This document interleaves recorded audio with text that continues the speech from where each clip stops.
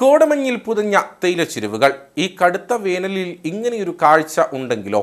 വേനൽമഴ ഇടുക്കിക്ക് സമ്മാനിച്ചത് കടുത്ത ചൂടിൽ നിന്ന് ശമനം മാത്രമല്ല, മഞ്ഞിൻ കാഴ്ചകൾ കൂടിയാണ്. കാണാം വേനൽ ചൂടിന് ആശ്വാസം പകർന്ന് മഞ്ഞ് പെയ്യുന്ന കാഴ്ചകൾ.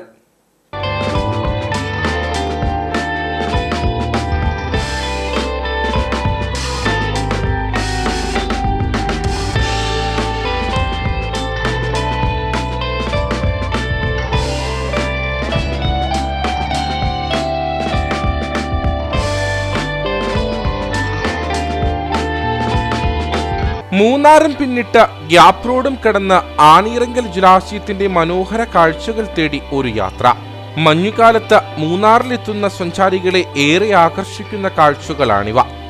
കടുത്ത വേനൽ ചൂടിൽ നിന്ന് അല്പം ആശ്വാസം തേടി ഇടുക്കിയിലേക്ക് എത്തുന്ന സഞ്ചാരികൾക്ക് മഞ്ഞുകാലത്തെ സമാന കാഴ്ചകൾ ഇപ്പോൾ ലഭ്യമാണ്.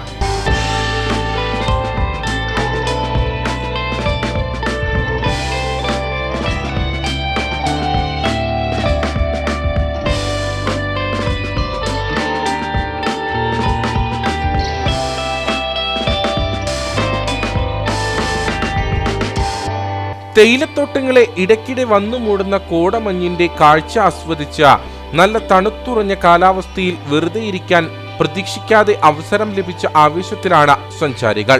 ഒപ്പം നിറഞ്ഞു കിടക്കുന്ന ആനയിറങ്കൽ ജലാശയത്തിന്റെ കാഴ്ചകളും. നമ്മൾ വന്നത് കാസർഗോഡ് ഏരിയ നല്ല ഹീറ്റ് ടെമ്പറേച്ചർ നമ്മൾ ഇങ്ങനെ ഒരു കോൾഡ് ഏരിയയിലേക്ക് വരുന്നത്. നല്ല കോടയും ചാറ്റൽ മഴയും. നമ്മൾ ഒരു 2-3 മണിക്കൂറായി ഇങ്ങനെ യാത്ര ചെയ്യുന്നത്.